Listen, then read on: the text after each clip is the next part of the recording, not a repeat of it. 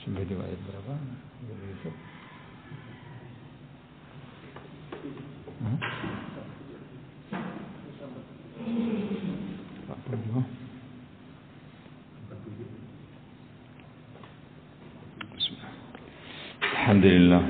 Alhamdulillah hamdan katsiran tayyiban mubarakan fihi kama yuhibbu rabbuna wa yardah wa asyhadu an la ilaha illallah wahdahu la syarika lah wa asyhadu anna Muhammadan abduhu wa rasuluh wa sallallahu ala nabiyyina Muhammadin wa ala alihi wa sahbihi amma ba'd. Yaqulu rabbuna jalla fi 'ulah a'udzu billahi minasy syaithanir rajim. يا أيها الذين أوتوا الكتاب آمنوا بما نزلنا مصدقا لما معكم من قبل أن نطمس وجوها فنردها على أدبارها أو نلعنهم كما لعنا أصحاب السبت وكان أمر الله مفعولا إن الله لا يغفر أن يشرك به ويغفر ما دون ذلك لمن يشاء ومن يشرك بالله فقد افترى إثما عظيما ألم تر إلى الذين يزكون أنفسهم بل الله يزكي من يشاء ولا يظلمون فتيلا. Jamaah subuh yang dimuliakan oleh Allah Subhanahu wa taala. Di ayat yang ke-27 28 dari surah atau 47 48 dari surah An-Nisa. Allah Subhanahu wa taala menyeru memanggil orang-orang Yahudi, Ahlul Kitab. Secara umum Allah mengatakan ya ayyuhalladzina utul kitab.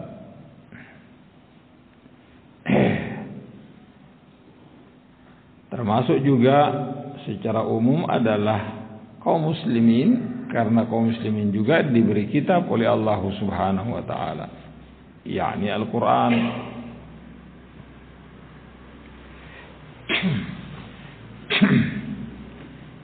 Tapi secara khusus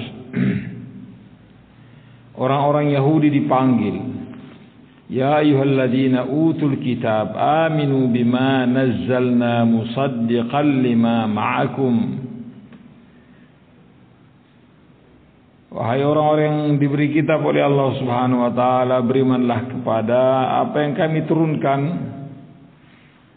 dari Al-Qur'an, yang Al-Qur'an ini musaddiqan lima ma'akum, membenarkan apa yang ada pada kalian dari At-Taurat, Al-Injil.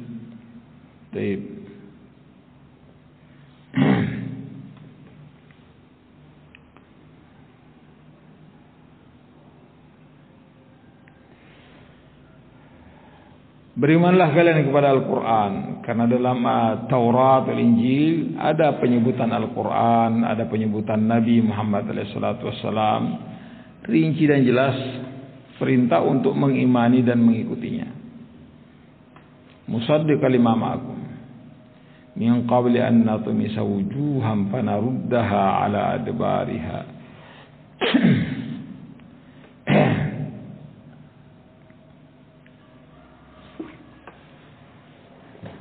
Silakan kalian mengikuti Al-Quran ini, mengikuti Nabi yang diutus, yakni Muhammad SAW. Min qabli an natmisa wujuha, sebelum kami rubah wajah-wajah, memalingkannya ke belakang. Panaruddaha ala adbariha, yakni wajah ini dirubah oleh Allah Subhanahu wa taala ke belakang. Subhanallah. Aw nal'anahum kama la'anna ashabas sabt, atau kami laknati mereka sebagaimana kami laknati ashabus sabt, yakni mereka dirubah oleh Allah Subhanahu wa taala jasadnya secara utuh, dari manusia menjadi monyet-monyet dan babi-babi. La haula wala quwwata illa billah. Ini yang biasa disebut dengan masakh. Masakh ini adalah perubahan yang Allah Subhanahu wa taala berlakukan atas makhluk-makhluknya. Wujudnya yang dirubah oleh Allah Subhanahu wa taala. Menjadi hewan, menjadi babi, menjadi monyet. Baik. Kenapa mereka dirubah wajahnya oleh Allah Subhanahu wa taala, bahkan seluruh tubuhnya dirubah oleh Allah Subhanahu wa taala? Ya karena mereka merubah-rubah hukum Allah Subhanahu wa taala. Dilarang mereka menangkap ikan, berburu di hari Sabtu. Mereka melanggarnya. Disuruh mereka ibadah di hari Sabtu. Orang-orang Yahudi karena hari ibadahnya hari Sabtu. Baik.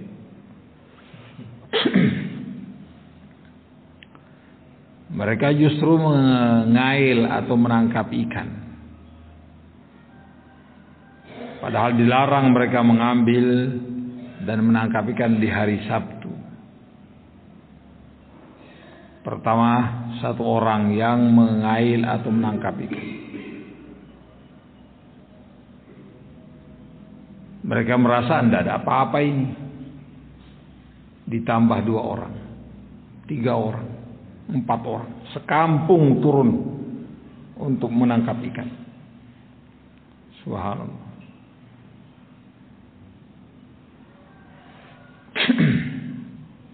Dengan berbagai macam hilah yang mereka lakukan.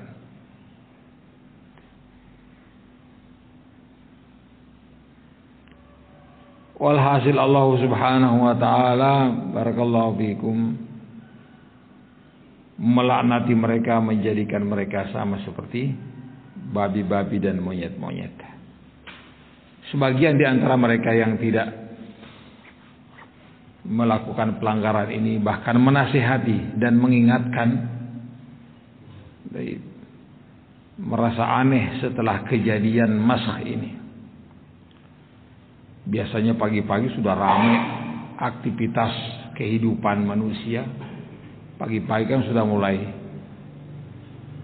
Kok ini sepi, tidak ada suara-suara sama sekali. Tetangga-tetangga mereka mencari tahu apa gerangan yang telah terjadi.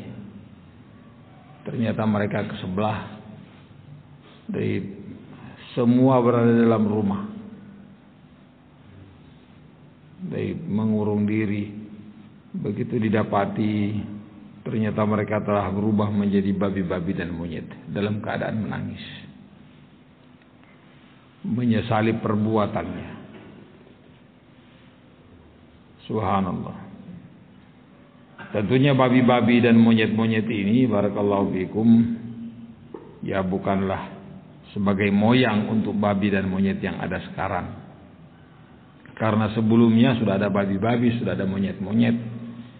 Dan juga bahwa Allah Subhanahu wa taala ketika melaknati satu kaum merubah bentuk wujudnya, mereka tidak akan pernah memiliki keturunan. Artinya setelah mereka dirubah menjadi monyet, kemudian mereka memiliki anak monyet juga, tidak lama setelah itu mereka akan mati. Barakallahu fikum. Tidak lama setelah Allah rubah wajah mereka, rubah jasad mereka menjadi monyet dan babi, setelah itu mereka akan mati. Wallahul musta'an. Sallallahu alaihi wasallam.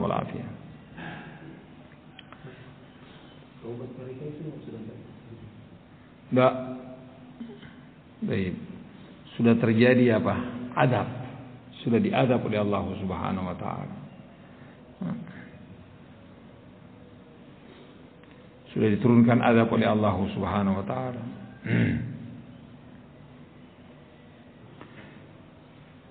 Baik. Orang-orang yang seperti ini kalau sudah diturunkan adab kepada mereka, ya mereka tentunya akan minta ampun. Baik. Sementara minta ampun setelah diturunkannya adab, barakallahu fikum, tidak lagi berlaku.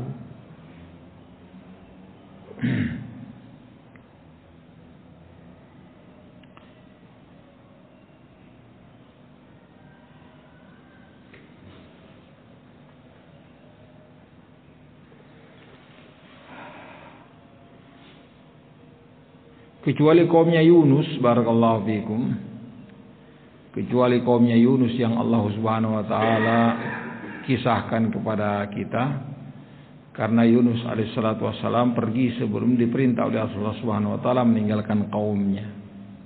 Begitu mereka melihat bakal ada adab yang turun sesuai dengan janjinya Nabiullah Yunus, maka mereka pun diseru oleh tokohnya untuk turun ke lapangan, memohon, meminta ampun kepada Allah Subhanahu wa taala, agar supaya Allah Subhanahu wa taala mengangkat adab ini dan mereka akan beriman kepada Allah dan beriman kepada Nabiullah Yunus. Cuma ini yang dikecualikan. Barakallahu fikum. Illa qauma Yunus lamma amanu kashafna anhumul adab. Langsung diangkat ulang oleh Allah Subhanahu wa taala.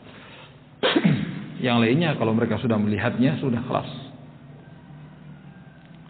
Adab akan tetap turun untuk mereka. Nasallahu alaihi wasallam.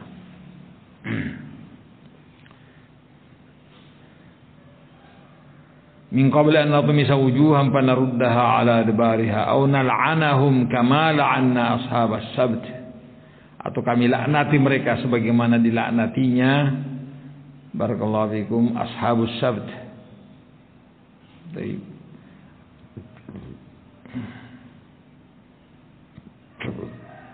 Ashabus sabt terbagi menjadi 3 kelompok. Kelompok yang melanggar hukum Allah Subhanahu wa taala, kelompok yang melarang, mengingatkan dan menasihati agar supaya mereka berhenti dari perbuatan mereka. Dan kelompok yang ketiga adalah kelompok yang melarang orang yang melarang. Sudahlah, kalian jangan menasihati mereka lagi. Sudah, mereka sudah begitu. Sudah Jo. Subhanallah. Kan begitu. Dalam kehidupan kita ini ada 3 jenis manusia.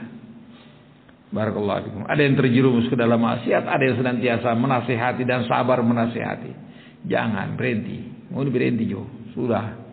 Tidak bagus ini. Ini maksiat, ini dosa. Hak. Dengan sabarnya menasihati. Kelompok 3 ini mau dikatakan moderat, mau dikatakan agak bijak. Sudah, biarkan mereka. Mereka sendiri akan mendapatkan akibat dari perbuatan mereka.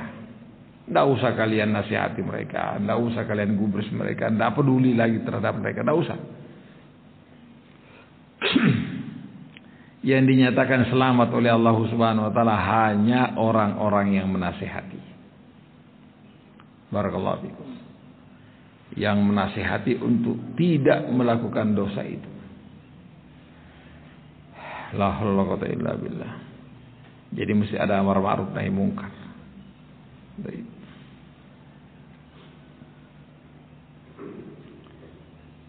Wa kana amrullahi maf'ula, dan urusan Allah Subhanahu wa taala pasti. Allah menghendaki sesuatu maka tidak akan ada yang bisa menolaknya. Innallaha la yaghfiru an yushraka bihi wa yaghfiru ma duna dzalika liman yasha. Sesungguhnya Allah Subhanahu wa taala tidak akan mengampuni dosa syirik. Ketika dosa syirik itu dibawa mati tanpa ditobatkan sebelumnya. Dosa syirik ini banyak. Subhanallah. Terkadang orang melakukannya tanpa dia sadar kalau itu adalah kesyirikan. Barakallahu fikum. Ketika dia menyimpan sesuatu di rumahnya dari benda-benda bertuah, benda-benda keramat, dengan keyakinan bahwa benda inilah yang memberikan perlindungan, benda inilah yang mendatangkan keselamatan, benda inilah yang senantiasa menjadikan rumah tangga harmonis, benda inilah yang memudahkan rezeki, sehingga hatinya tergantung pada benda-benda ini. Barakallahu fikum. Ini namanya syirk. Barakallahu fikum. Dalam bentuk keyakinan. Syirk bil i'tiqad. Karena syirik itu ada dalam bentuk keyakinan seperti tadi. Syirik ada dalam bentuk ibadah. Dia memang mengibadahi selain Allah Subhanahu wa taala. Barakallahu fiikum. Dan ada juga dalam bentuk perbuatan-perbuatan dan ucapan. Syirik,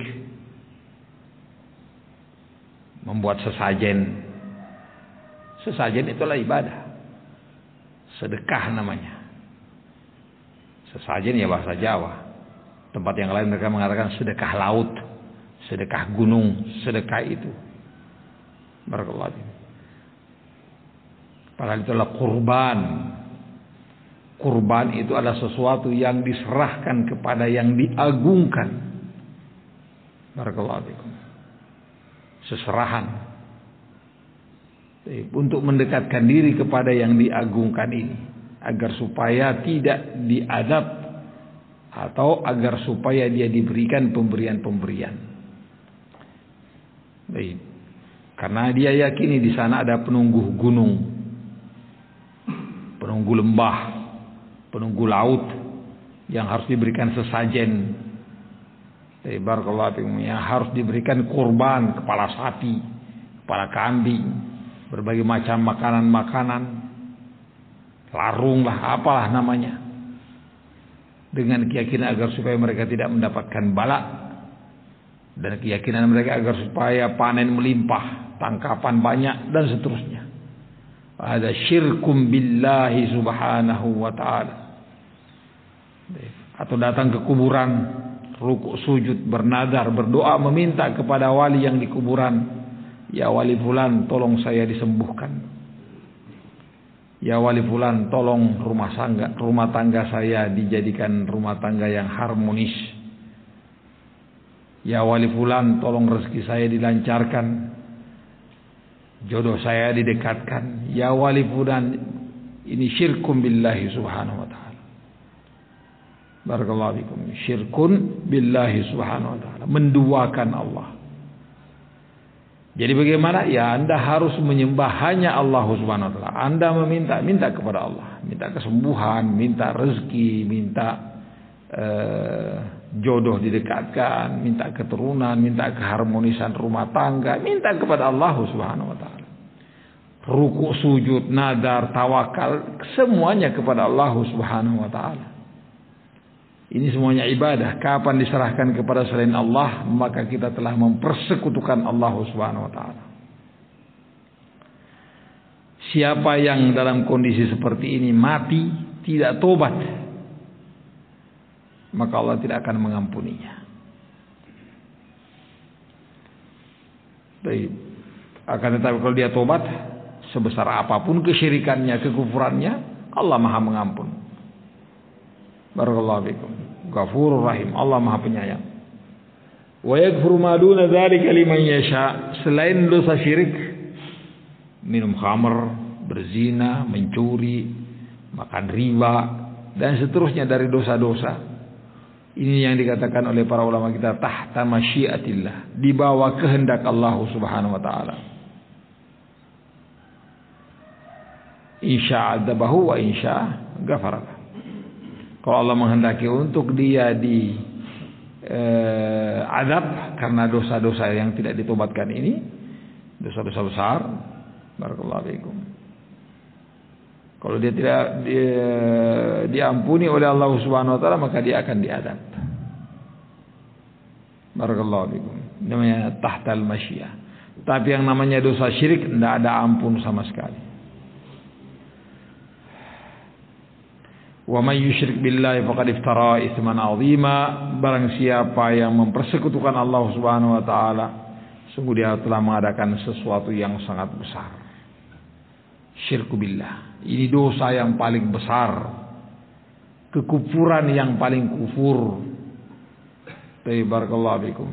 Syirku billah. Ya mungkin sebagian orang menganggap enteng.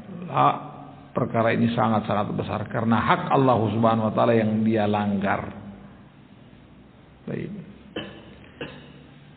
Wa may yusyrik billahi faqad iftara itsman 'azima. Oleh karena itu, senantiasa kita belajar dan belajar agar supaya kita bisa menghindarkan diri dari yang namanya kesyirikan, syirkun akbar. Barakallahu fiikum.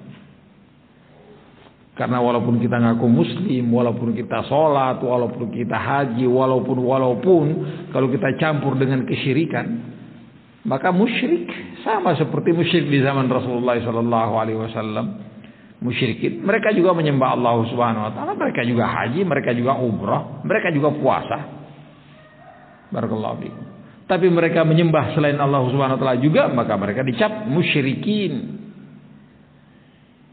Kalau dia mengatakan, oh mereka dulu tidak bersyahadat, kita katakan syahadat itu bermanfaat ketika tidak ada pembatalnya. Tidak ada manfaatnya syahadat kalau tetap kita melakukan kesyirikan. Berarti sebenarnya dia tidak paham syahadat itu. Orang-orang dahulu di zaman Rasulullah tidak syahadat karena sangat tahu, sangat paham konsekuensi keharusan dari syahadat itu. Kapan mereka syahadat, mereka harus meninggalkan semua sesembahan yang mereka sembah. Hanya Allah yang mereka sembah. Karena itu keharusan la ilaha illallah, dan mereka tidak mau meninggalkan Tuhan-Tuhan mereka. Akhirnya mereka tidak mau syahadat.